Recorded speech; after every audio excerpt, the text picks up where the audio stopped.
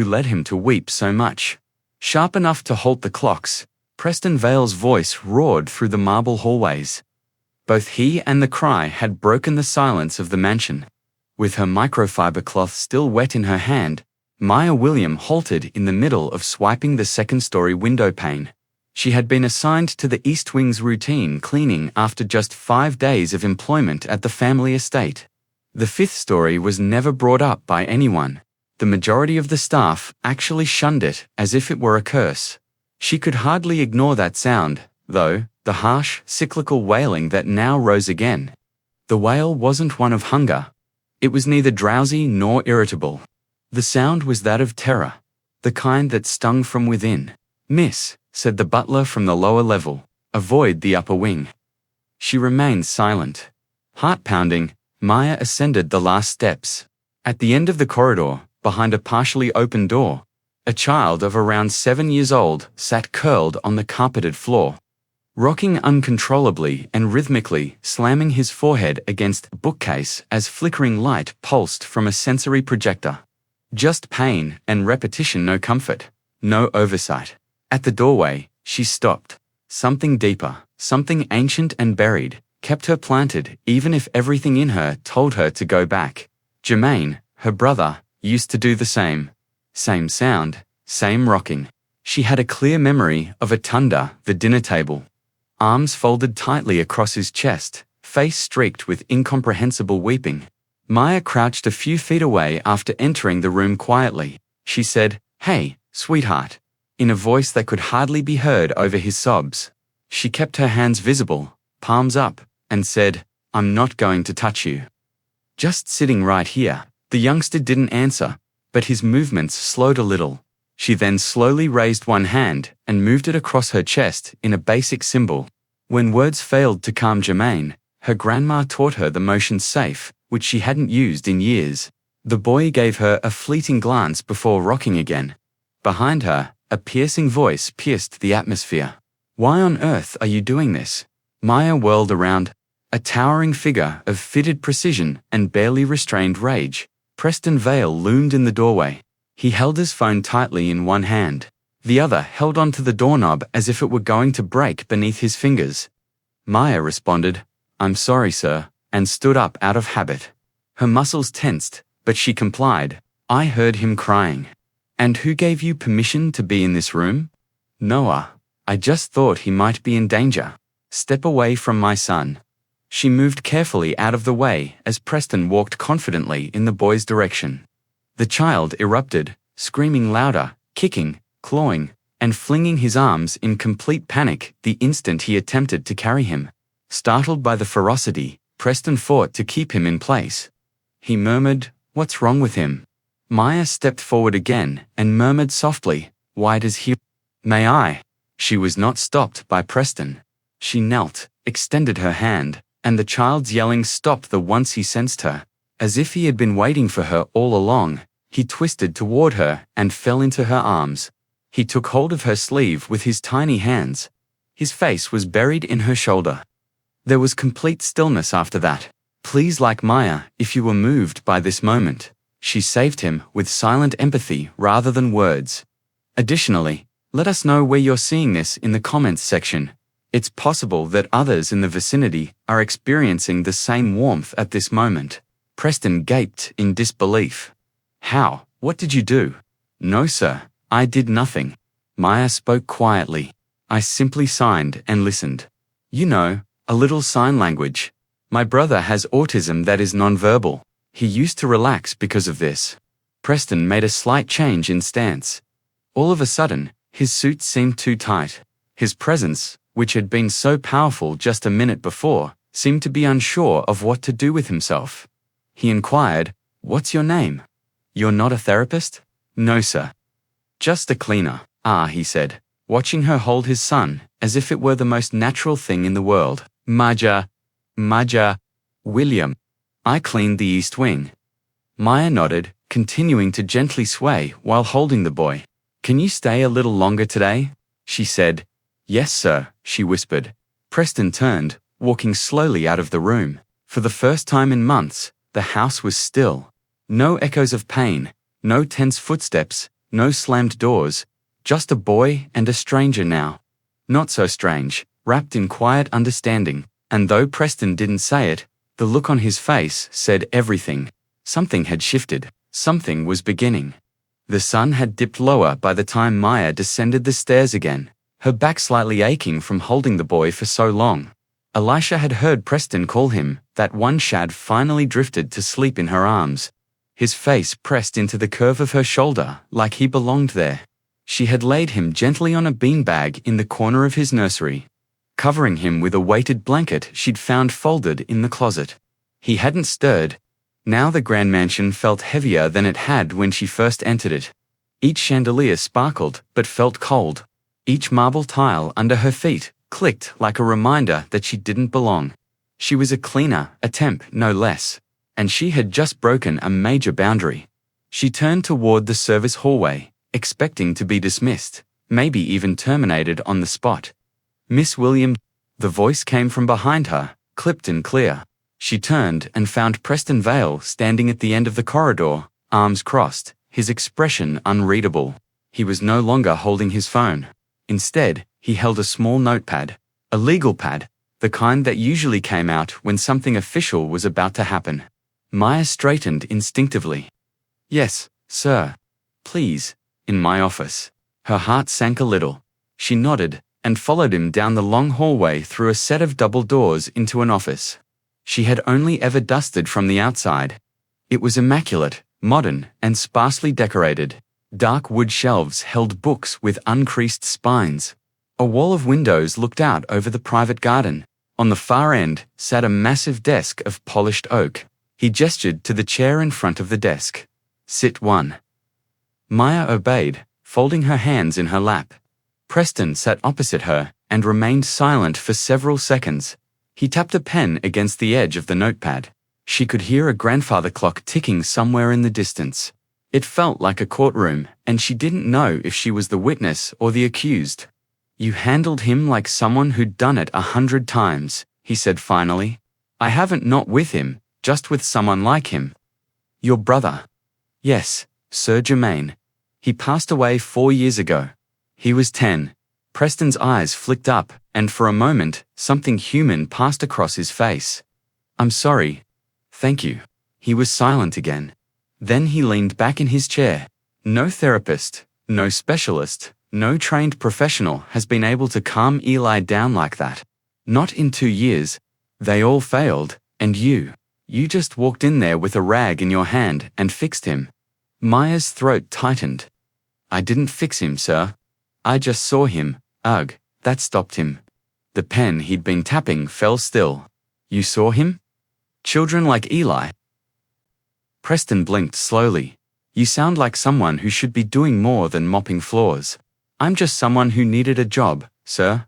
My grandmother's got medical bills, and this pays better than the diner." He glanced down at his notes before closing the notepad completely. "I want to make you an offer." Maya blinked. "Sir, I need someone who can connect with Eli. Someone who can be consistent, not another overqualified stranger with a clipboard and a 2-week contract. Someone he already trusts." "I'm not a nanny." "I don't need a nanny. I need you." She shook her head gently. "Sir, with all due respect, I'll double your pay," he said, not giving her time to finish. "You'll stay in the staff wing, private room, all expenses handled. Weekends off health insurance, if you don't already have any, and you'll never lift a mop again." Maya felt her pulse quicken. In her mind, the numbers danced. Grandma Loretta might receive actual medical care with that type of money. No more missing doses of medicine. Food stamps can no longer be stretched. She was aware of the danger, though. This was more than a job. This was a boy whose trust was even more brittle than his habits. It wouldn't be simply another nanny going if she agreed and let him down. It would be treacherous. "I'm not sure if I can." Preston put his elbows on his desk and leaned forward. "Look, I've had nannies from prestigious agencies, behaviorists with Stanford degrees, and even a family counselor who charged $2,000 per hour. They were all gone within a week. You entered without saying anything. My youngster also rested his head on your shoulder. Although I am aware that it is uncommon, I have no idea what that is. Maya took a swallow. No, sir, it's not magic. It's simply concern. Even rarer is that. She glanced down at her hands, complete with chipped nail polish. It occurred to her that Loretta might say, "Baby, if God opens a door, don't stand there arguing about the knob." When would I start? Tomorrow morning. I'll have the room prepared tonight. Maya nodded. Okay, I'll try. Preston stood and extended his hand. She shook it, small and firm. As she left the office, her mind was racing. She hadn't packed for a live-in job. She hadn't even told her landlord she was leaving. But beneath all that noise was something quieter, something she hadn't felt in a long time. Purpose. The next morning, Maya arrived with a small duffel bag slung over her shoulder and a cardboard box tucked under her arm. The housekeeper, Mrs. Green, led her to the staff quarters, the east side of the mansion near the back garden. The room was simple but warm.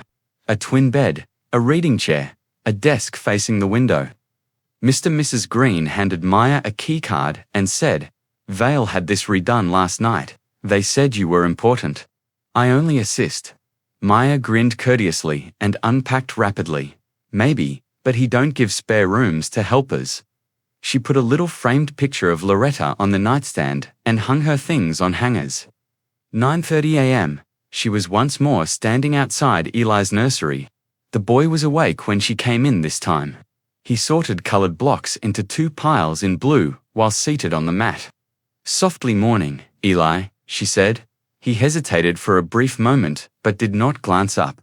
She moved in closer, sitting cross-legged a short distance away, silent, A few minutes later, he pushed a red brick with his toe in her direction. She grinned. She pushed a blue brick back and said, "Thanks." The game was on. That's how the hours went by. Just color, rhythm, and repetition, no words. She once started humming, familiar, deep, and gentle gospel tones.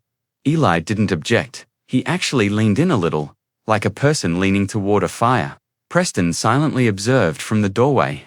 He wasn't prepared to say it aloud, but there was something about Maya's steady, motionless sitting that made his chest hurt in a manner he didn't yet comprehend. Take note of grief rather than fear, hope, or something else. Dust began to creep in, and Maya stood by the nursery window. She folded her arms lazily and stared down at the garden. It had been a quieter day than she had anticipated. No yelling, no tantrums, no desperate running. Naturally, Eli hadn't said anything. He had allowed her to sit closer this time, but he was still moving in silence, largely playing with the color-sorting games and wooden puzzles she had set out. When she had sang a little song to herself, he hadn't recoiled. Once, as she stretched across him for a piece of blue triangle, he had even momentarily touched her sleeve. Something in her cautious, almost sacred kind of hope had been ignited by that one tiny touch. She sensed faint footsteps behind her. Preston Vale had just come into the nursery when she turned. He was wearing a white shirt, with the cuffs rolled up, and grey pants instead of his typical suit. His face appeared slightly softer around the eyes and less chiseled than normal. His voice was softer than the piercing bark she recalled from their first encounter. "How was he today?" he said. With a slight smile lifting the corner of her lips, she added, "Peaceful. No tantrums, no striking, no biting." He remained steady. As Preston moved deeper into the room, he could see his kid sleeping on his tummy, driving a toy train along the track with care, murmuring, "I don't know what you're doing, but it's working." "It's not a trick, Mr. Vale," she said tactfully in response. "It's letting him take the lead, the time, and its presence." Slowly, as though attempting to comprehend a language he had never learned to read, he nodded. He said abruptly that he used to adore trains. Every other Saturday, Emmy's wife would accompany him to the railroad museum. Maya looked over at Preston. His eyes were now far away as his face turned toward the window. He went on, his voice calm and low. "I haven't asked to go since she passed. Not once." She didn't push or say anything, letting the stillness do the talking. He continued, "I thought we were doing okay. I engaged the greatest therapists money could buy after the funeral, signed him up for all the specialized programs that would accept him. I didn't spare anything. However, things only grew worse. The shouting, the tantrums, the fear of strangers. He faced Maya once more. He's calmer than I've seen him in more than a year, and now here you are. Maya moved a little. Mr. Vale, you can't treat grief like the flu. It's not a straight line. Not for you. Not for him. Preston took a while to respond.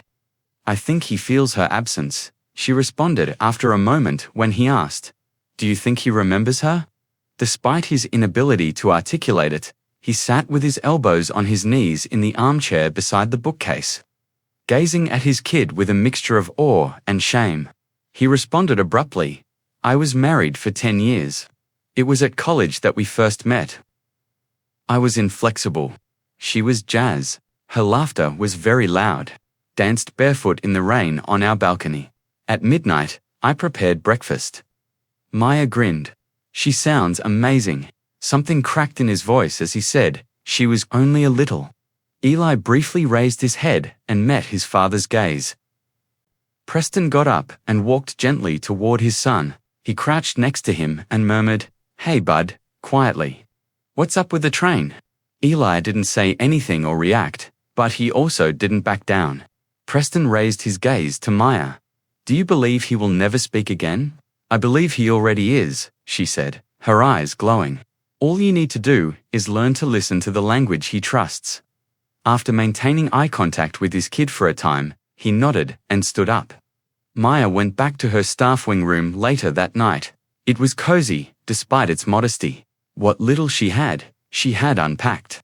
A worn journal, 2 books, 3 changes of clothes, and a framed picture of her grandmother, Loretta, cradling a little Jermaine. Now she grabbed it up and wiped the glass with her thumb. Whispering, you'd like him, she said. He's a mess, but he's trying. Mrs. Green was holding a tray with a folded napkin and a covered plate when she opened the door after hearing a knock. Mr. Vale says you haven't eaten since lunch, the older woman said, a curious note in her voice. He insisted, you get a proper dinner. Mia blinked. I didn't realize. I lost track of time. Apparently, so did the boy. He didn't scream at all today. Miracle of miracles. Maya accepted the tray with a grateful smile. Thank you. Before she turned to go, Mrs. Green lingered. Don't get too comfortable, she warned, but her voice held no malice. Mr. Vale changes moods like the wind. Maya nodded once. I don't expect anything. She closed the door and sat down at her desk, lifting the lid on the plate. Grilled salmon, roasted sweet potatoes, and green beans. Her stomach grumbled in response. As she ate, her mind kept replaying the image of Preston on the floor beside his son. It had been brief, but genuine, vulnerable, and she couldn't help but wonder. What kind of man tries to control the world, but forgets to hold his child? The next morning, Maya entered the nursery at 8:30 sharp. Eli was already awake, sitting by the window, tracing shapes on the glass with his finger. The sunlight cut a warm line across the carpet. Morning, Eli, she said softly, approaching slowly. He didn't turn, but he didn't stiffen either. She sat beside him, not too close. After a few quiet minutes, she took out a small whiteboard and a dry erase marker. I thought we could try something, she said gently. She drew a sun, then a cloud, then handed the marker to him. He stared at it for a long moment, then took it slowly and drew a crooked heart. Maya smiled, even as tears stung behind her eyes. From the hallway, Preston had stopped outside the door. He watched the moment through the crack in the frame, his hand hovering near the handle, but not opening it. Something inside him was shifting slowly, painfully, like an old hinge, learning to swing again. He turned away before they noticed, but his thoughts stayed in the room. That night, he sat alone in his study with a glass of scotch he didn't drink. On the desk lay a file, Maya Williams' employee application, her background check, and a handwritten reference letter from her former manager at a diner in Queens. He read the note twice. She's not fancy, but she shows up early, works late, and never complains.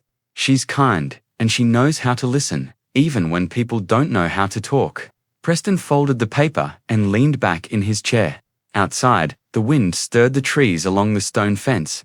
Inside, for the first time in months, the silence felt like comfort, not a void. in a house built by money, guarded by rules, and haunted by loss. Someone had finally arrived who didn't try to fix the cracks. She simply sat beside them. And for Eli, and maybe for Preston, too, that was enough to begin again. It had been nearly 3 weeks since Maya Williams had taken the job that wasn't hers to begin with, caring for the boy no one could reach. And by now, her presence in the Vale mansion had gone from anomaly to necessity. Each morning she entered Eli's nursery with the same quiet ritual. No sudden movements, no grand gestures, just the steady rhythm of showing up. And in return, Eli began to offer more. He hadn't spoken, not once, but his eyes began to seek her out. He followed her with silent trust. He handed her objects, little things, a block, a button, a puzzle pieces, as if they were messages he didn't yet know how to write. That morning, Maya laid a new routine before him. She brought in a soft mat, some scented clay, and a series of cards with emotions drawn in bold, cartoonish expressions. "This one's happy," she said, showing the first card. "Happy like when the music plays." Eli took the card, touched it once, then looked up at her face. Slowly, he pressed the card to his own chest. "Yeah," she whispered. "That's right." When Preston came home that evening, the house felt different again. Not silent the way it had been for a year, not empty, but humming faintly with signs of life. In the kitchen, Mrs. Green had soft jazz playing from the tablet. The windows were cracked open. Somewhere upstairs, a child laughed, not loud, not boisterous, but a quick, pure giggle that stopped him in his tracks. He dropped his keys onto the hallway console and followed the sound. Maya was kneeling on the living room carpet, a toy giraffe in one hand, a sock puppet on the other. Eli sat across from her, cross-legged, watching intently as the giraffe and the sock puppet mimed a silly fight over a cup of pretend tea. When the sock puppet fell over with a squeaky oof, Eli's mouth stretched into a full smile. No sound came, but his whole face lit up. Preston couldn't remember the last time he'd seen it. Maya noticed him in the doorway. She straightened quickly, brushing lint from her slacks. "Mr. Vale, I didn't hear you come in." He walked in slowly, still looking at Eli. "Was that him laughing?" She nodded. "Sort of. No sound, but he's getting close." Preston crouched beside his son. "Hey buddy," he said. Eli didn't retreat. He didn't flinch. He reached out and touched his father's shirt briefly before turning back to the toys. Preston felt his throat tighten. "He's trusting you more," Maya said softly. Preston nodded, but didn't look away from his son. He used to play with Emma like that. Her voice sounded like a sock puppet. He adored it, even if it seemed absurd. He got to his feet and glanced down at Maya. "Thank you." Her eyes were warm, and she smiled slightly. "I'm not doing anything you couldn't do." "That's the part I find hardest to believe," he replied, partly dismissively and half in jest. Maya went to the little garden behind the staff wing later that evening. She carried a mug of tea, her grandmother's blend, cinnamon, and dried hibiscus. And she sat on the wooden bench beneath the magnolia tree and breathed. She had initially been afraid that her stay here would only last a short while. That one wrong word or one wrong moment would send her back to mopping floors. But Preston hadn't just tolerated her. He'd started looking for her, first about Eli, then about meals, then books, and lately, just conversation. She didn't deceive herself into believing she belonged in his world. He was white, wealthy, powerful, and guarded. And she was none of those things, but when they talked, truly talked, there was something level in it, human. The garden gate creaked behind her, and she turned. Preston stood in the moonlight with 2 mugs. "I thought you might like chamomile," he said. She blinked, surprised. "That's very thoughtful. I figured it's either that or more bourbon. And you don't strike me as a bourbon before bed person." She chuckled number. "That would put me straight on my back." He sat beside her, not too close. "You come out here every night when I can't sleep." "Same." They sipped in silence for a moment. "I've been meaning to ask," he said, his voice quieter now, more careful. "Your brother, what happened?" She exhaled, slow. "He had a seizure. Complications from an infection. He passed in the hospital while I was filling out paperwork for insurance. Preston looked at her. I'm sorry, thank you. He was the only person in the world who saw me without expecting anything back. He was quiet, then said, That sounds like Eli. Yeah, she said softly. It does. Another pause. Preston ran a hand through his hair. You make this look easy, but I know it's not. I know I'm difficult, that this house can be cold, that Eli's challenges can be overwhelming. She turned to him. You're not difficult, Mr. Vale. You're just grieving in the only way you know how. His eyes met hers.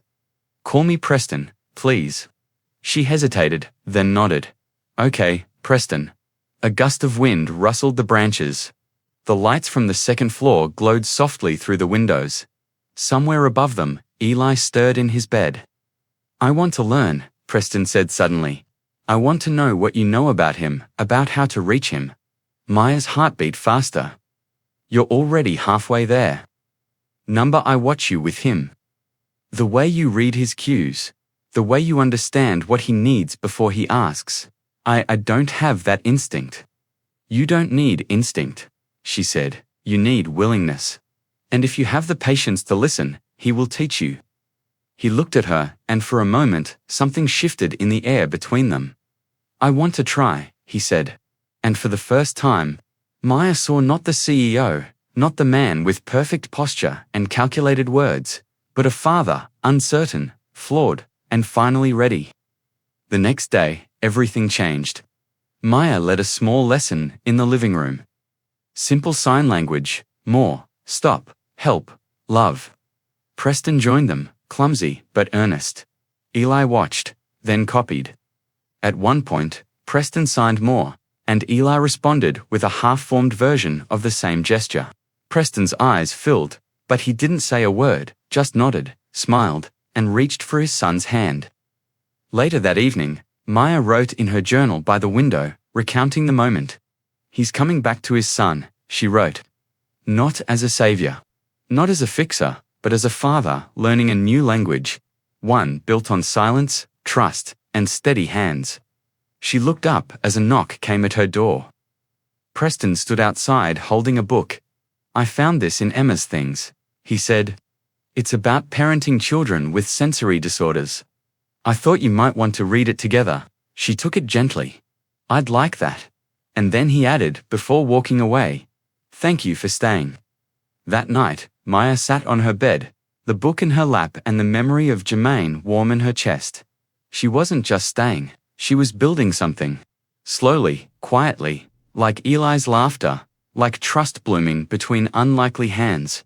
The early summer light streamed through the nursery windows, casting golden beams onto the wooden floor. Maya sat cross-legged across from Eli, gently encouraging him to press different animal shapes into a soft patch of kinetic sand. It was part of their morning routine, now sensory time before breakfast, a calm, consistent way to ease him into the day. Eli didn't speak, but he responded more and more with eye contact, small gestures, even tentative smiles. When Maya sang softly, he swayed. When she laughed, he tilted his head to watch her longer. And once, when she reached for the sand mold, he touched her wrist and pushed it gently toward her. Thank you, she whispered. He didn't respond, but his fingers brushed her palm in reply. Preston had begun joining these sessions 3 times a week. He no longer hovered in the background, arms folded and unreadable. Now he knelt beside his son, mimicking Mia's gestures, learning the signs slowly but with deep concentration. Cow Mia signed that morning, forming the horns with her fingers. Eli didn't copy, but he stared, then pointed to the small cow figure on the mat and pressed it into the sand with surprising care. Preston laughed quietly but genuinely. He's getting it, he said. Maya smiled, then turned toward him. So are you. That afternoon, Preston invited her to walk the garden with him after lunch. Eli had fallen asleep in the sunroom, a blanket loosely wrapped around him and a stuffed bear held tight in one hand. Maya hesitated for a moment, unsure if this was still professional, but then followed him out past the manicured hedges, down toward the old gazebo. They walked slowly, side by side. Preston had removed his jacket and loosened his collar. It was the first time she'd seen him without that ever-present armor. Eli's therapist called this morning.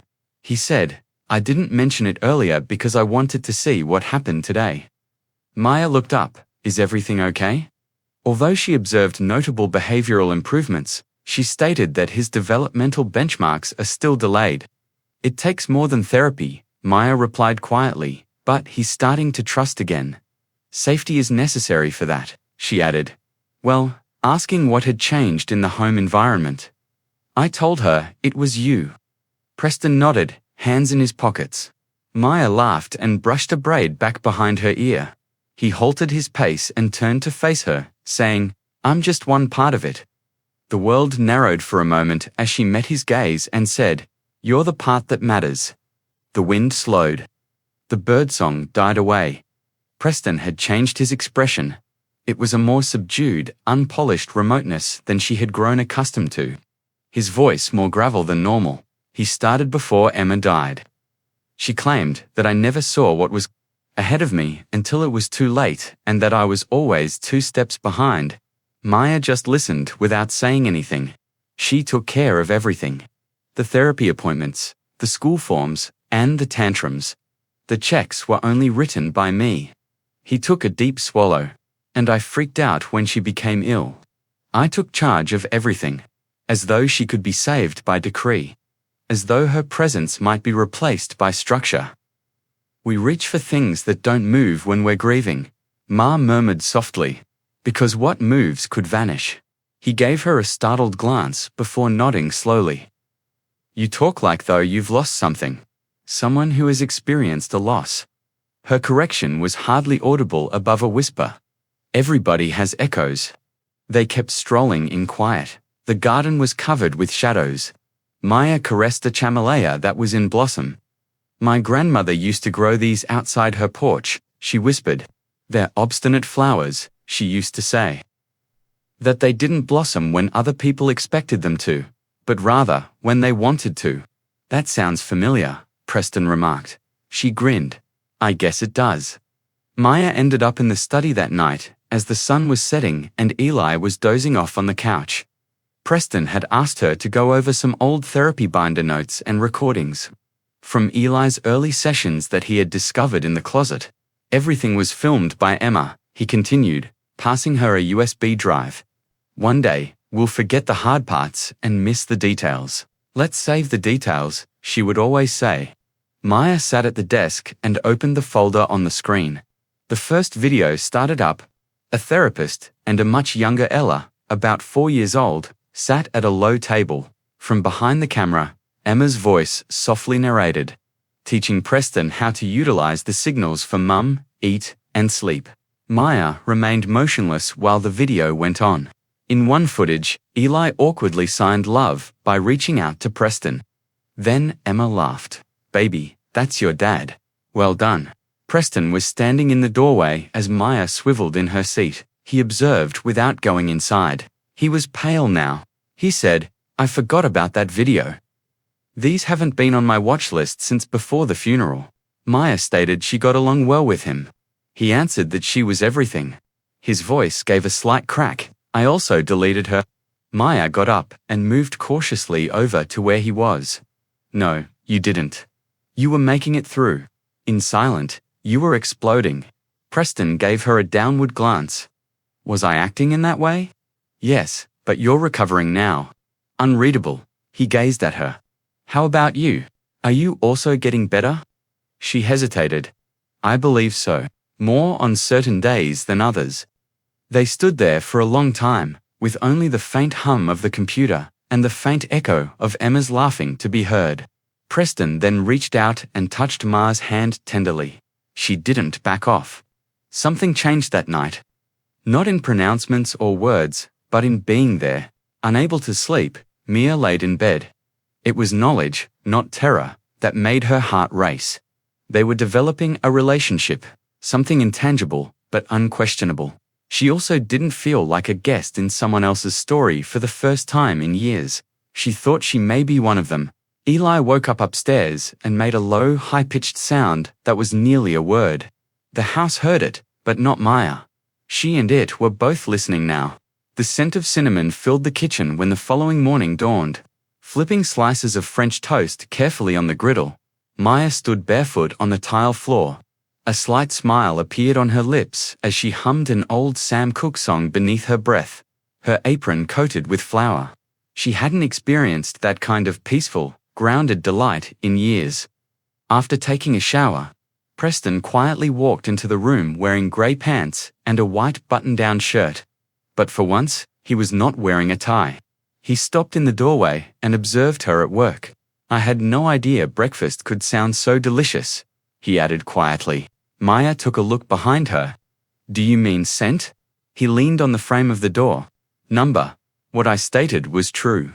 There was a brief but significant halt. She switched off the stove after sliding to golden slices onto a platter. She stated Eli was still asleep. "I hoped to surprise him. He prefers a little crunch on the edges."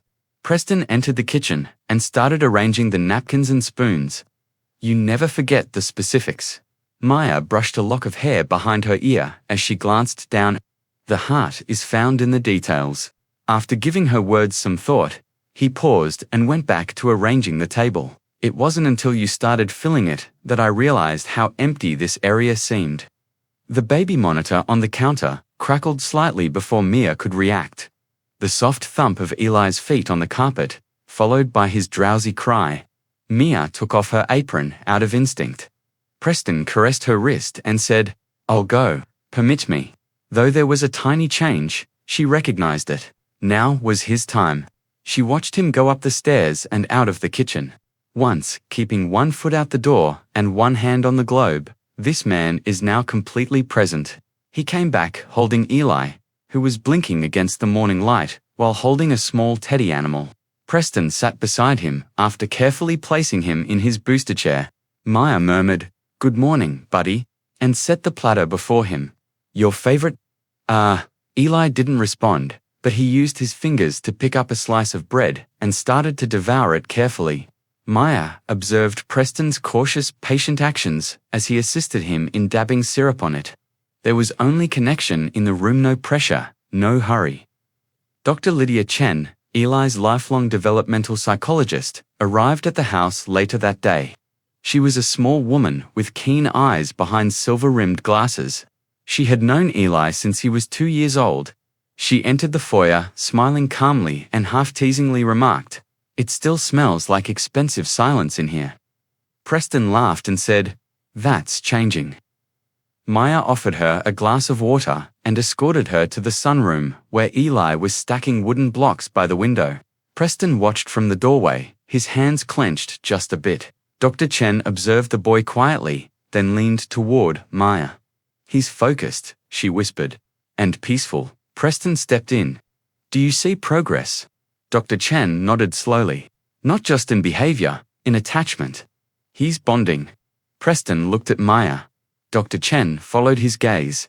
"Tell me, Miss William, what are you doing differently?" Mia hesitated. "I treat him like he's already whole, not broken." Dr. Chen studied hair. "That's rare. It shouldn't be," Mia replied softly. After the session, Dr. Chen pulled Preston aside. "You've done more than hire help," she said. "You've invited something sacred into this house. Remember that." Preston didn't respond right away. He watched Maya in the distance, kneeling beside Eli, showing him how to sign happy with her hands. His son mimicked Herm perfectly, chilly, but it was there. That afternoon, Maya wandered out to the garden alone, needing space to think. The camellias were blooming fuller now, thick with pink and white petals. She sat on the stone bench and exhaled slowly. She was growing attached dangerously. So, this was meant to be temporary. A job, a brief chapter between responsibilities, but somewhere in the quiet moments, in Eli's touch and Preston's changing eyes, it had begun to feel like more. She reached into her bag and pulled out an old photo, her mother and younger sister, on a porch swing. Her mother was laughing, head tilted back. Her sister's hands were caught mid-sign. Maya traced their faces with a thumb. "I still carry you," she whispered. Footsteps came up behind her. Preston said, his voice soft now, "I hope I'm not interrupting." Maya slipped the picture away immediately. He sat next to her and said, "Just thinking. Not too close." "I've been meaning to ask," he started, but stopped. Her eyes were serene as she turned to face him and asked, "Why did you take this job?" "Because I needed to remember who I was, and I thought maybe, just maybe, I could help someone do the same." Preston nodded. "You've helped more than you know." A beat. Then Maya said, "And you? How come you actually hired me?" At first, he paused in desperation. "I had run out of ideas and was tired. But then I noticed Eli's gaze on you, not flinching, not trembling, simply motionless. For a while, they were silent. I must apologize to you," Preston continued. "I threw you out when you initially came. I assumed." Without animosity, she remarked, "I assumed that I was merely a maid." He appeared embarrassed. Indeed, Maya looked him in the eye. "People constantly do." "However," he said, "you're not." "No," she muttered. "I notice folks that other people miss." Slowly, he nodded. "I saw you now, and you saw him." The air between them changed in some way, fragile and hazardous. Mia walked past the open study door that evening, as the sun was sinking and the corridors were being painted with shadows. Preston was inside, sitting at the piano and the old upright piece that Maya had cleaned a few weeks prior. After striking a few hesitant chords, he started to play a halting, uncertain, yet beautiful song. Silently, she stood and listened. She entered after he was done. "I had no idea you played." "I used to," he said. "I promised Emma that one day I will teach Eli," Maya remarked. "Keep that promise." He looked up and said, "Music speaks even when we don't." She said, "Would you sit with me?" He started again, more slowly. Maya hummed along before impulsively signing the words to an old lullaby. Preston paused, playing, and simply stared as she sang Eli's lullaby, her hands moving gracefully and her face glowing with affection. "You're extraordinary," he whispered softly, and Maya glanced at him, her hands still in mid-motion. "I'm just present," she said, adding that most people aren't. Preston reached out, brushing a fingertip against her wrist. It was a question. She didn't pull away. It was an answer. Upstairs, Eli stirred in his bed, and for the first time, called out, not with a cry, but a word, "Dada." It echoed down the staircase like a bell. Preston froze.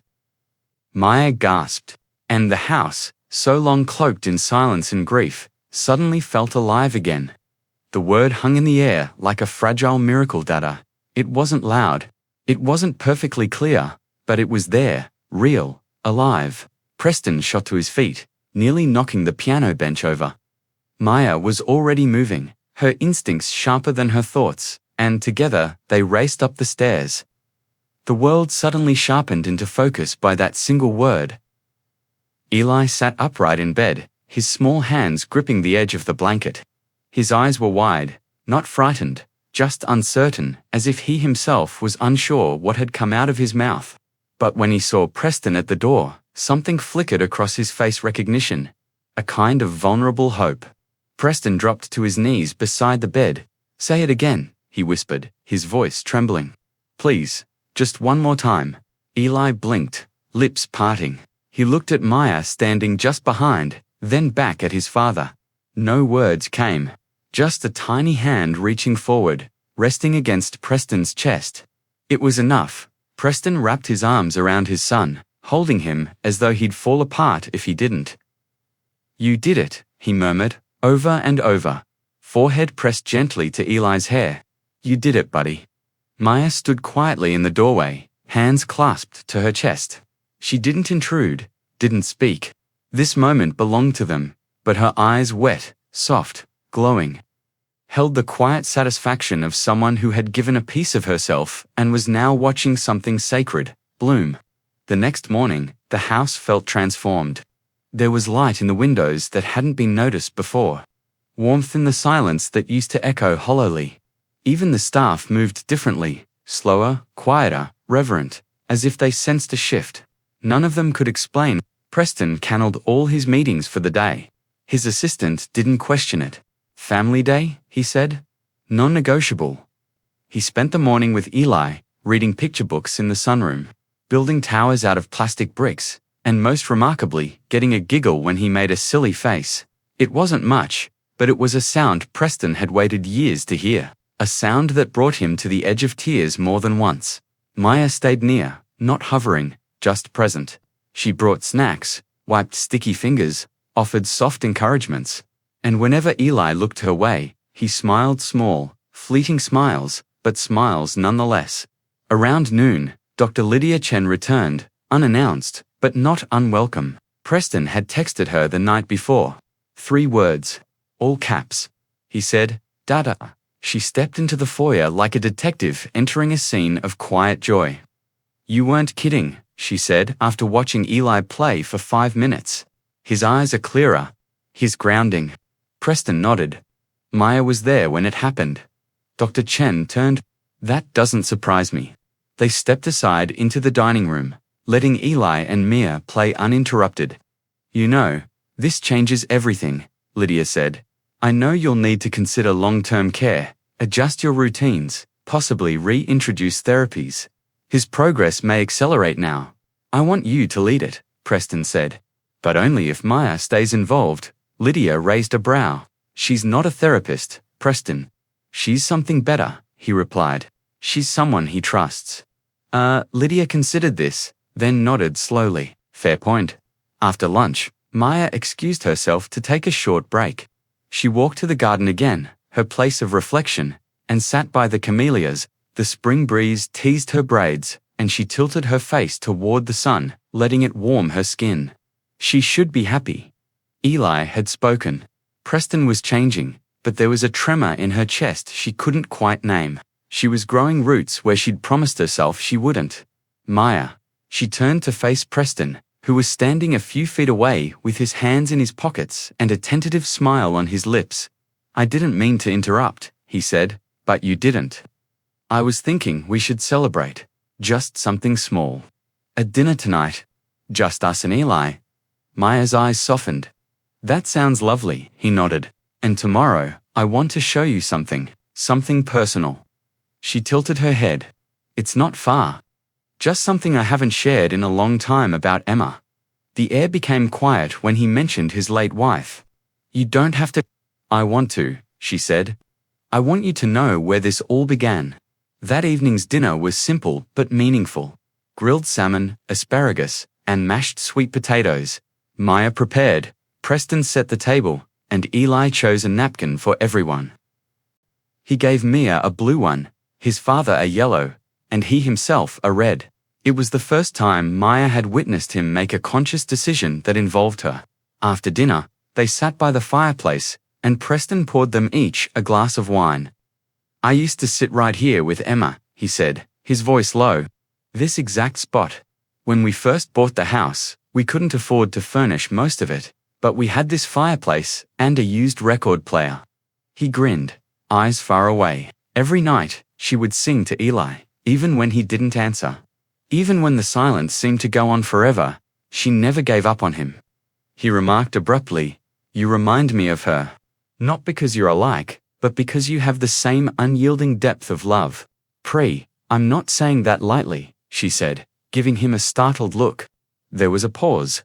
The fire crackled. "I don't know where this is going," he admitted, "but I know what I feel when you're near. And I know how Eli changes around you." She looked down, heart racing. "Do you feel it too?" he asked. Mia met his gaze. "Yes, but I'm scared." "So am I." They sat in silence. The kind that didn't need to be filled. Later that night, Mia lay in bed, staring at the ceiling. Her room was small, modest, tucked at the back of the house, but it was hers for now. A knock came at the door. She rose, heart fluttering, and opened it. It was Preston. Not in a suit, not in armor, just him. "I couldn't sleep," he said. "Me neither." He didn't step in. Didn't reach for her, just looked at her like she mattered. "I just wanted to say thank you for helping me find him, for helping me find myself."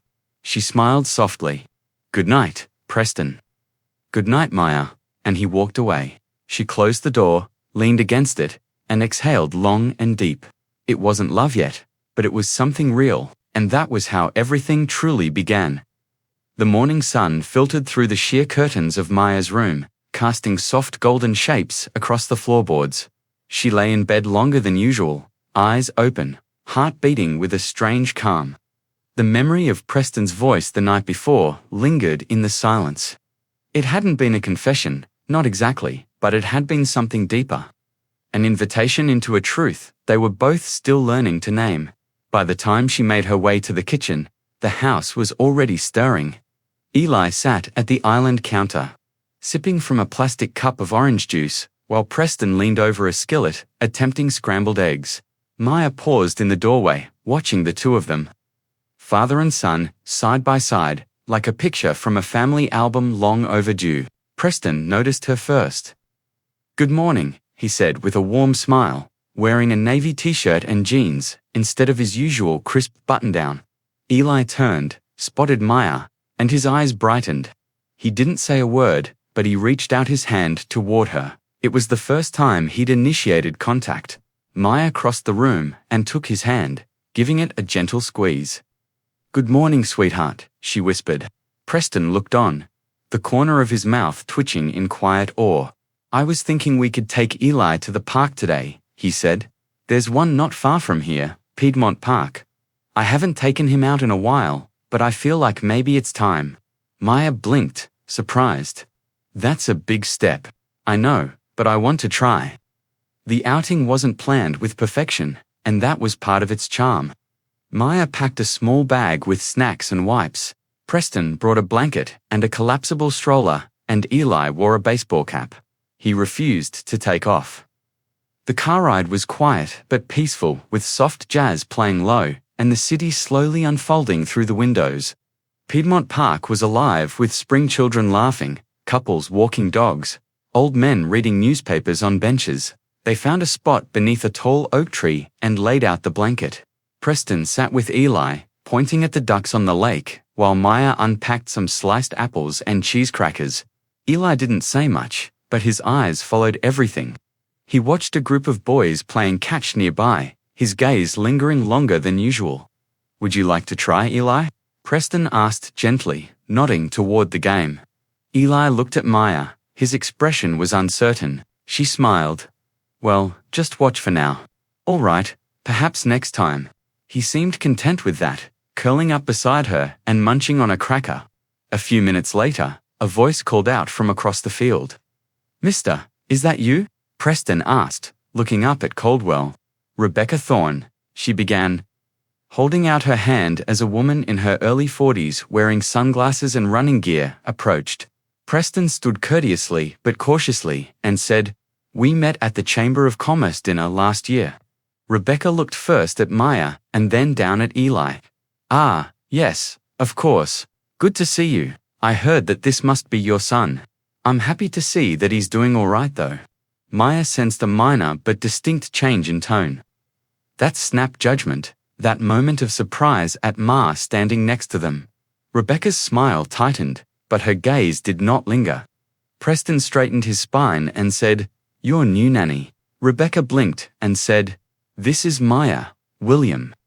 She's a member of our family." "That's wonderful, I see." She glanced back at Preston and then back at Eli. "I don't want to interrupt. Listen, I just wanted to say hi. We ought to get together sometime. I am going to message you." She then started to jog away. The heat crawled up Maya's neck as she feigned to concentrate on Eli's lunch. Preston took a seat next to her again and was quiet for a while. Quiet, "I'm sorry about that," he said. "No," he said, turning to face her, "you don't have to be. You are more than just a co-worker of mine, and you deserve better." Maya looked him in the eye. "Preston, I don't require approval from strangers. I am aware of who I am." His face grew softer. "I wish everyone was as clear-headed as you." Eli was allowed to explore the grass, listen to birdsong, and collect little rocks like treasure during their additional hour in the park. He didn't cry when it was time to go. He walked with Maya all the way to the car, holding her hand. In his study, Preston stood at the window as the sun began to set over the estate that evening. Holding an unopened glass of whiskey, Maya softly rapped on the door. She paused at the threshold and stepped inside, saying, "Come in." He motioned for her to sit down, saying, "Eli is asleep." "Thank you." He unlocked a drawer and took out a battered photo album, saying, "There's something I want to show you." Maya took a seat next to him on the leather couch. The album had a subtle lavender and aged paper scent.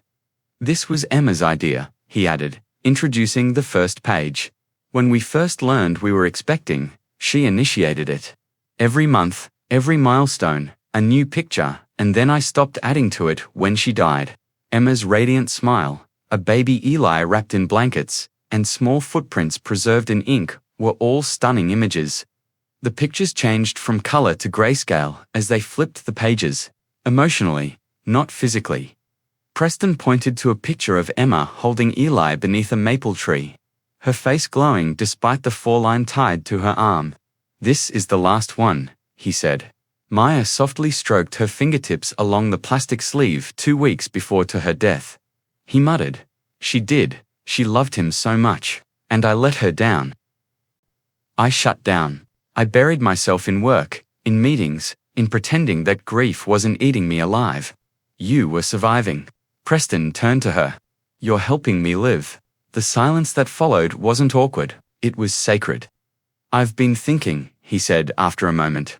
"I want to formally hire you, not just as a housemaid or a caretaker, but as Eli's developmental guide.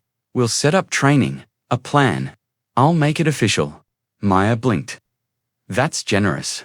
It's not generosity. It's necessity. You've done more for him than any therapist or specialist in the last 2 years." She nodded slowly. "I'll accept in one condition." "Name it." "That we keep doing this together as a team. No titles, no distance." He held her gaze. "Deal?" They sat there.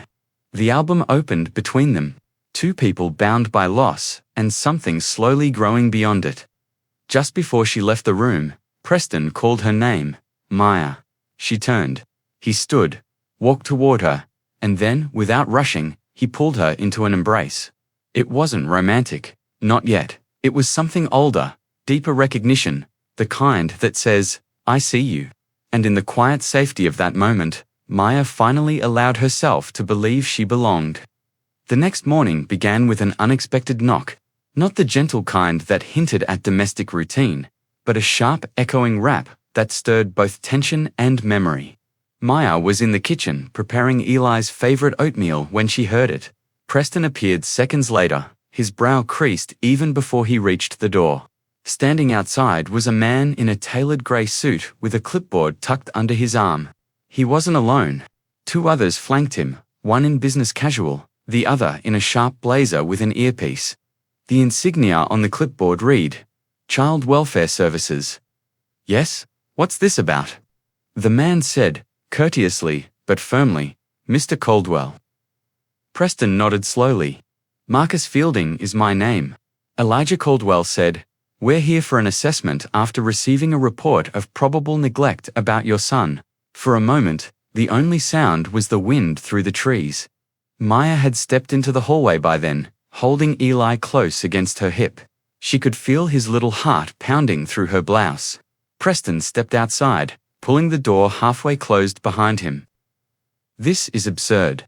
Who filed this report? I'm afraid we're not permitted to disclose the source during the initial evaluation. May we come in?"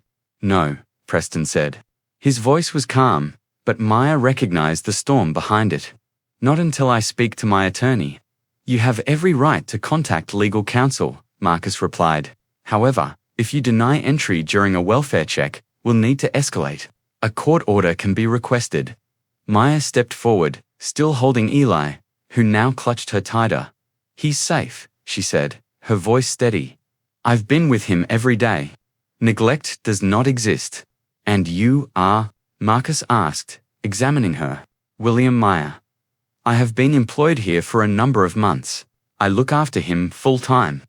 Another agent jotted something into a notebook. Preston exhaled through his nose. "Give me 5 minutes." He returned inside and made 2 calls, first to his lawyer, then to the head of a private security firm. When he returned, he opened the door fully. "You may enter, but you do so under observation, and nothing is to be touched without consent. They stepped inside, their eyes scanning the foyer like they were entering a crime scene. Maya held Eli protectively, whispering to him in a soft rhythm only he understood. Preston stayed close, his body language sharp, restrained. The agents conducted their assessment in quiet efficiency, checking the pantry, the nursery, the backyard. One agent asked to speak with Eli alone. Maya declined on his behalf. He doesn't speak with strangers. He has autism. I'm his comfort, his voice. You can ask, and I'll translate in sign if needed. Noted, Marcus said, scribbling. They didn't find anything. Of course, there was nothing to find.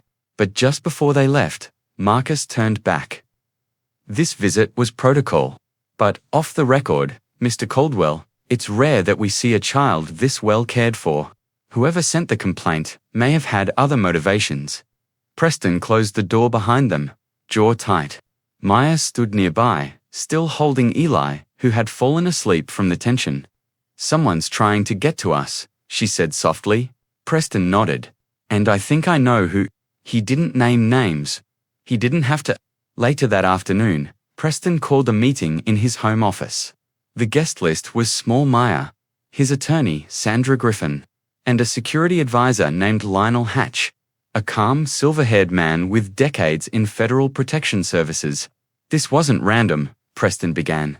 We've been getting resistance on the upcoming tech acquisition. Silent pressure. Now this. I want a full background check on everyone who's had access to my family's internal calendar. Sandra looked up from her notes. You think it was an internal leak?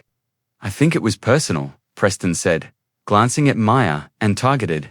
Lionel tapped the table. I'll start the sweep. Phones, laptops, digital footprints.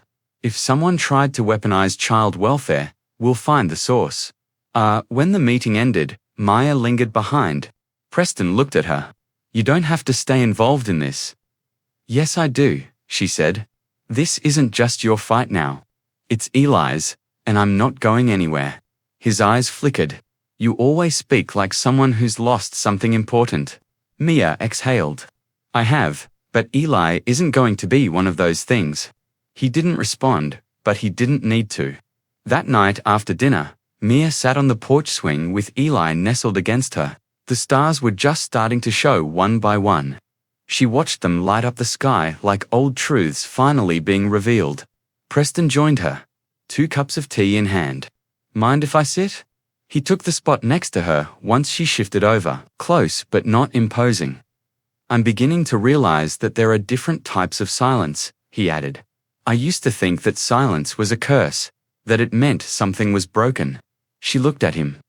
There's the silence of grief, he continued. The silence of shame, and then there's the kind that's safe, like right now. Maya held her tea carefully. Safe silence. That's rare, he nodded, sipping. You've given that to him. To me, too. They sat in that silence for a long while, the night deepening around them. Then Preston asked, Have you ever thought about what it would mean if Eli were to speak? He used words as well as his fists. Maya gazed into the shadowed yard. Occasionally, but I consider what he has already said in different ways. He is speaking when he takes my hand and leans into me without asking.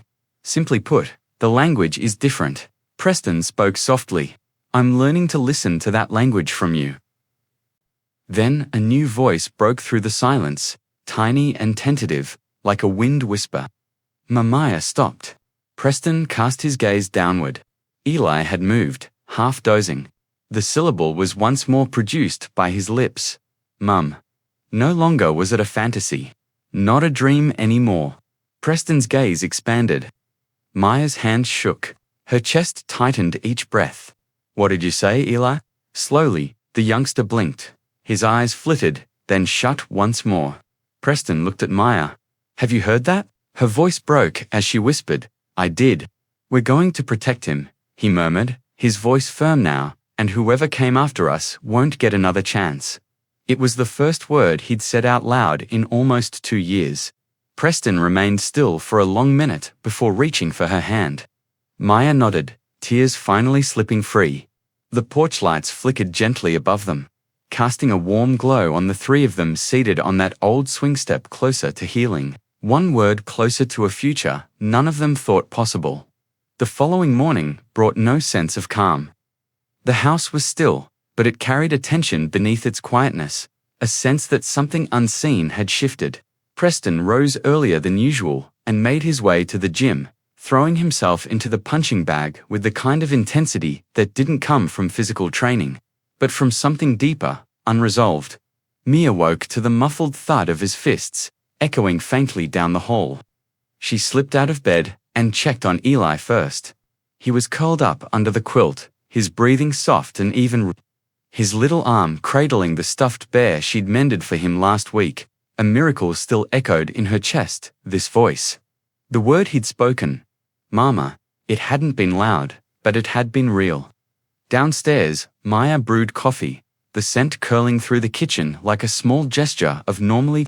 By the time Preston returned, sweat-drenched and silent, she handed him a mug without a word. He took it, their fingers brushing. He paused for just a beat too long. Thanks, he said, voice. Didn't sleep much. I could tell. Maya replied gently. He stared into his cup, then asked, Has he said anything this morning? But it wasn't a dream, she said, shaking her head. I am aware of what I have heard. You do too, but that also means whomever came after us knows how close he's getting. And they might try again, he added softly before letting out a breath. Maz's face hardened. Give them a chance. They sat across from each other, a calm before a storm they both sensed was coming. A few minutes later, Lionel Hatch arrived, with a file under his arm and a look that left no room for polite conversation. I have something, he said as he entered Preston's study. I ran cross-checks on all communications coming out of this property over the past 60 days. Preston gave her a look that was half surprised, half grateful. You're braver than most people I know, she said. A match is present. Preston took a seat. Maya stood without moving, her arms crossed. Through a side channel and an old aide with limited database clearance, someone gained access to your schedule. Preston scowled. Sylvia Warner would be that person. Lionel was done. Her cloud-level access was terminated 6 months ago, but someone neglected to revoke it. You know who she works for now? Maya tightened her jaw. I'll guess, Lark Technology. Lionel gave a nod. Not only working, either. She and their coup are engaged. Preston struck the desk with his fist. Thus, this was not merely a business issue. It was intimate. They knew how to get to Eli where it hurts. That's right. Lionel went on to say that the welfare report was only the first step. There's more, though. They claimed that your purchase of one of their companies entailed compulsion and filed a quiet injunction. Oh, that's ridiculous. Preston lost his temper. Maya narrowed her eyes and muttered, They're playing dirty. And they're rattling you with Eli. Not just me, said Preston. We. Lionel bent closer. Sir, you have one more move to make. You submit a counter-movement. Make all of this visible. However, there is a danger involved. They will investigate everything, even Maya. She raised her head. Preston said, I have nothing to hide. Furthermore, it wouldn't matter if she did. She is now a member of this family. I refuse to allow them to tarnish her reputation. Maya gasped with surprise. Those were new words for him. Not in that manner. He looked at her with a serene assurance, but she looked at his face, wondering if he meant it or was merely attempting to protect her legally. He said, I'll make the call. We bring them before the public. News started to circulate through press channels before the end of the afternoon, citing emotional damage, slander, and misuse of government authorities for private benefit. Caldwell Dynamics had countersued Lark Technologies. From the guest room, Maya watched the news spread while Eli slept next to her. Messages from pals she hadn't spoken to in years kept buzzing on her phone. Some were nasty, some were perplexed, and some were encouraging. One message was particularly clear. A private number was the source. I am aware of who you are. He will also learn you have no place there. Her hands trembled as she gazed at it. 20 minutes later, Preston located her. Her face told him everything. He didn't inquire. He simply took her phone and browsed through it. His jaw tightened at the sight of the message. "This must end," he remarked. She raised her head. "They're not pursuing you. They can't touch me without touching you first, which is why they're after me." They were silent. Preston then said, "Come with me." He led her down the hall to the family room, where jazz music was playing softly and a fire had been set. Eli blinked drowsily as he stirred on the couch. Preston crouched next to him and started signing slowly. Maya looked on in wonder. He made awkward but sincere signs. "Be careful, Dad." "Maya, love." A tiny smile spread across Eli's face. Preston looked at Maya. "I can't wait for someone else to teach me because I need to be the father he needs. So I've been studying in silence." She didn't say anything at first. Her voice was gentle when she eventually found it, but her throat clenched too much. "You're turning into that already." A surveillance grid was erected around the estate that evening by Lionel's team. Motion sensors, drones, and safe perimeter alarms. Nobody would ever again approach the house unobserved.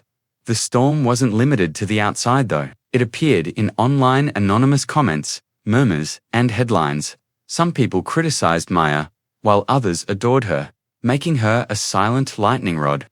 There were rumors that she was a gold digger, that she had manipulated a helpless child, and that she had wooed Preston for power. Preston attempted to protect her. He made remarks and accompanied her to all press conferences.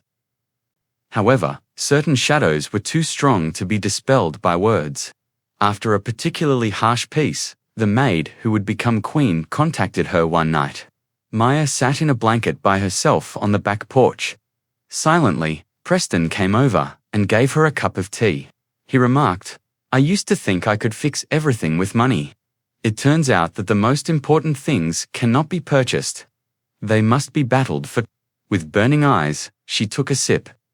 "Do you believe it will ever end?" He gave her a look. "Number, but I believe that working together, we'll get stronger." Her voice broke. He didn't say anything in response to the question. "Do you ever regret bringing me into all this?" Placing her hand on his heart, he reached across and took it. "No," he replied plainly. "Because you brought me back to mine." She started crying again, but this time she wasn't upset. Hope was the source of them. And that night, in the silent silence of a scandal-teetering home, Preston, Maya, and Eli slept together with something they had never completely shared before. A sense of family that was genuine, earned, and vulnerable. In sharp contrast to the intense heat that was seething beneath Mia's skin, the courtroom was colder than anticipated. With her hands clasped securely in her lap and her breath steady yet shallow, she sat calmly next to Preston at the defense table. All around them, reporters crowded into every seat in the gallery, cameras clicking and whispers stirring. It was more than simply a hearing, it was a sight. The session was called to order by Judge Adeline Monroe, a woman in her 60s with silver hair tied back into a tight bun. Her gavel reverberated through the room with finality, and her presence was commanding without being unkind. "This court will now hear Caldwell Dynamics versus Lark Technologies," she stated in a firm voice. Maya's gaze shifted to the other side. With her engagement ring shining like a trophy, Sylvia Warner sat stealthily in the front row. Greg Sinclair, Lark's coup, stood next to her with the aloofness of a man who believed that everything was up for negotiation. Maya wasn't here to be ignored, yet they hardly gave her a glance, as though her contribution to the case was merely decorative at most, no more. Preston leaned over and said, "They're expecting you to flinch. Don't give them the satisfaction." She gave a tight nod. Her fingers still trembled, but her heart didn't. The first testimonies began. Legal jargon filled the air, each side presenting arguments about data access, unauthorized schedule leaks, and the weaponization of the welfare system. Lionel Hatch took the stand, delivering his findings with clinical precision. He outlined the digital trail, the unrevoked access, and the links between Sylvia and Lark Technologies. The court listened, but the tension didn't truly rise until Mia's name was mentioned. And what role did Miss Maya William play in any of these business choices? The opposing attorney asked, voice sharp with condescension. Lionel answered calmly, "None. She worked as a housekeeper." The child's safety was her main worry. Ah, then why? The attorney pressed. Did she continue to involve herself in matters far beyond her professional scope before Lionel could respond? Judge Monroe raised a hand. Miss William, are you prepared to testify today? Maya froze. Preston looked at her. It's your call. She stood slowly, legs steady despite her heartbeat. Yes, Your Honor. I'm ready. The courtroom shifted. Every eye turned to her. As she approached the stand, Sylvia smirked, and Mia met her gaze without flinching. Under oath, Mia recounted the events. She spoke of finding Eli, of the silent moments that passed between her and the boy who had not spoken for years. She told them about learning his signs, about the night of the fake welfare call, about the terror in Eli's eyes when strangers entered the home. And did Mr. Caldwell instruct you to act beyond your responsibilities? The Lark attorney asked, leaning forward. No, Mia replied, but I chose to protect that boy. I would do it again. And why would a housekeeper insert herself into such a delicate situation? The implication was clear. The insult hung in the air. Maya's voice didn't shake, because that little boy wasn't just frightened, he was forgotten. And I know what that feels like. The courtroom quieted. Even Sylvia's smirk slipped. Maya continued, I grew up in a system that never noticed when I went hungry or when my sister couldn't hear, and no one bothered to learn how to talk to her. I promised myself that if I ever saw that look in another child's eyes, I wouldn't walk away. Judge Monroe regarded her carefully. Thank you, Miss William. You can resign. Preston gave her hand a small squeeze under the table as Maya went back to her seat. You were remarkable, he murmured, noting that she didn't grin. Not just yet. The battle was far from over. Press crowded the steps of the courthouse outside. Reporters yelled questions about her history, her relationship with Preston, and the rumors of financial motivation. Maya didn't respond to any of them, keeping her chin up. As they made their way to the car, Preston put a protective hand behind her. Once again, there was silence inside the car until Maya said, Do you regret putting me on that stand? He turned to face her. Not even a moment. In that courtroom, you were the most honest person. They will, however, pervert it. They always do, Preston answered. Then let them twist. You don't bend. Eli and Maya sat in the sunroom back at the estate that evening. With his hands on his knees and his eyes averted, he was silent. Slowly, she signed. Are you all right? After he paused, he signed again. I heard negative things they said. Maya was kneeling next to him. You are unknown to them. They are unfamiliar with us.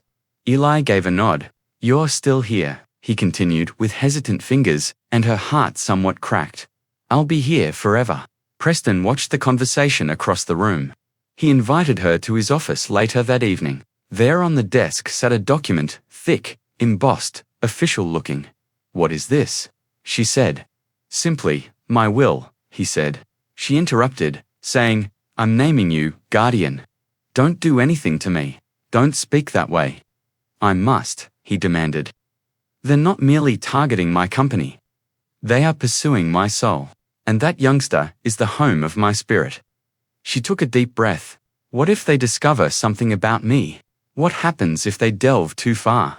Since you've previously demonstrated something stronger than a background check, then let them... What? That you're in love with him? His tone was straightforward and devoid of any romanticism or dramatic flair, and that was the most lovely thing at times.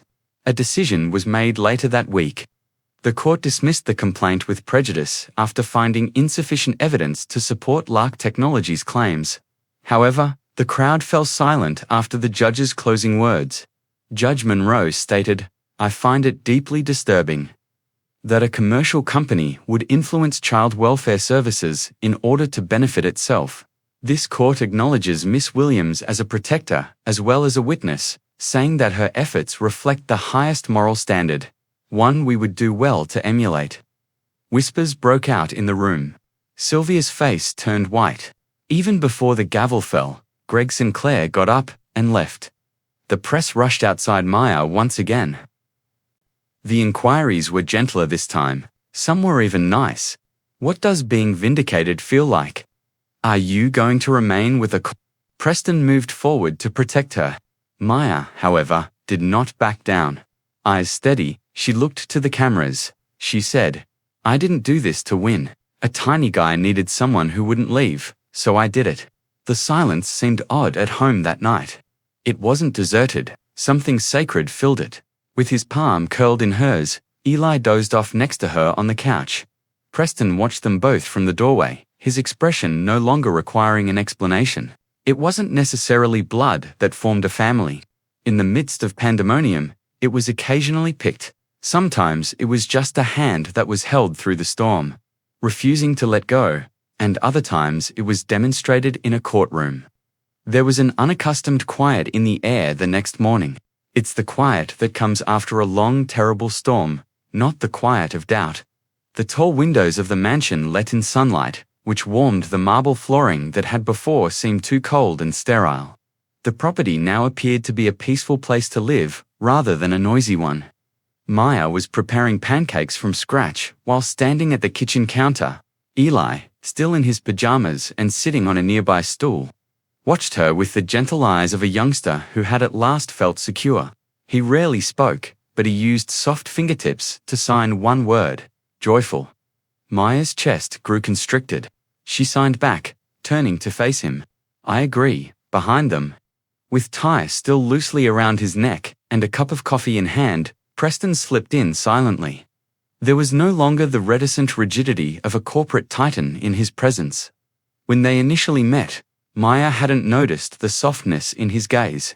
It seems as though you're attempting to spoil him. He made light fun of it. She smiled wryly at him. He deserves pancakes if his morning routine consists of watching the morning news discuss his father. Preston looked to the side, watching a live interview on the muted TV in the corner. Using a prompter, one of the anchors read headlines. The housemaid who stood up to a business is the surprise hero who brings the Caldwell family scandal to a close. The boy who used stillness to communicate, he said, they're not going to let this go anytime soon. I understand, said Maya, flipping a pancake. Eli laughed as the pancake landed precisely in the skillet, but we don't need them to. Even though it was a tiny, simple sound, it had meaning. It was joy, and joy had been scarce in this house. A private courier delivered a letter later that day. Maya received it hand-delivered and packaged in a cream-colored envelope. She cautiously opened it, her brows wrinkled. Preston stood in the doorway of the library, watching her. Is there a problem?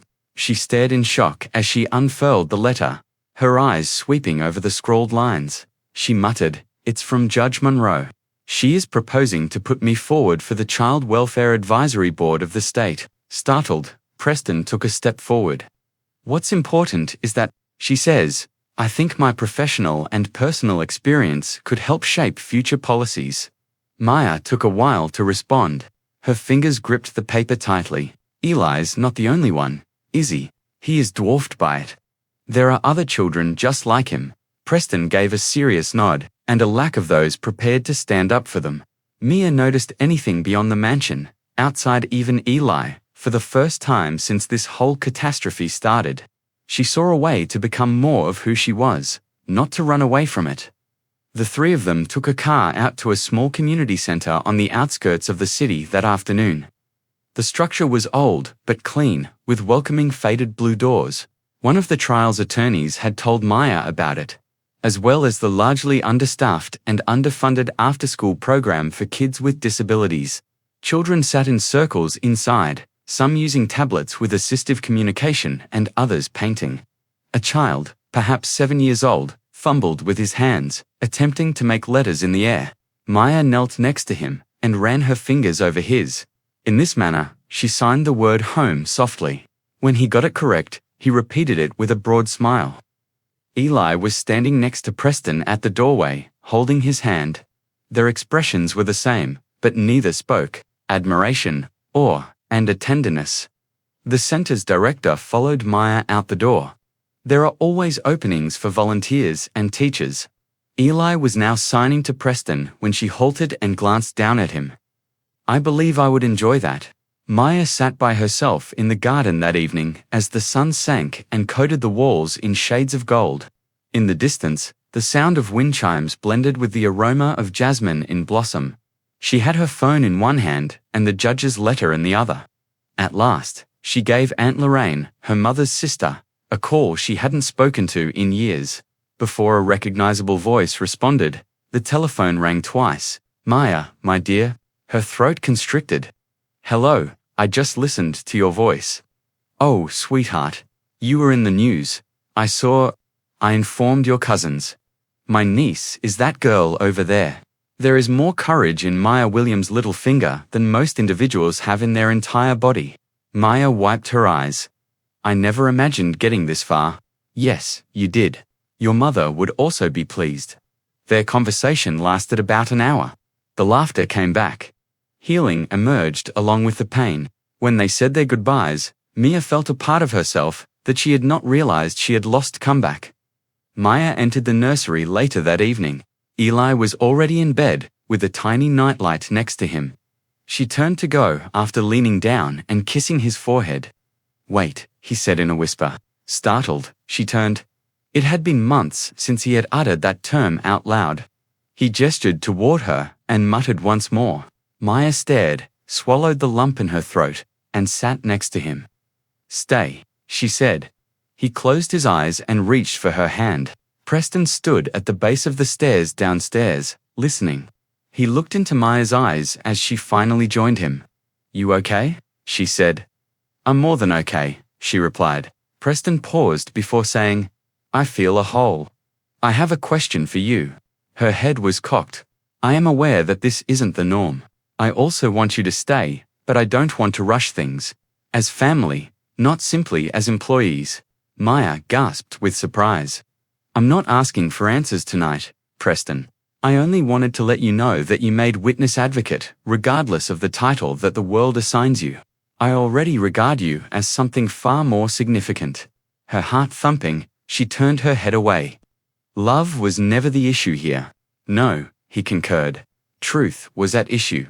However, love can sometimes follow when the truth is at last safe." Maya agreed to the judge's nomination in the weeks that followed. She began creating inclusive curricula for schools, joined advocacy groups, and accompanied Preston and Eli to community gatherings. Her story spread politely and quietly, not as a fairy tale, but as a reminder that sometimes the people who dare to care when others won't are the ones who can make a difference. Almost a year later, on a spring morning, Preston's office desk had a framed picture. It featured Maya and Eli laughing wildly while seated beside a tree with sunshine streaming through the leaves. "Family is the place where the storm breaks," was written above the picture in tiny carved characters, and underneath it was a straightforward statement from Maya herself. "Justice isn't always loud. Sometimes it's just showing up and staying."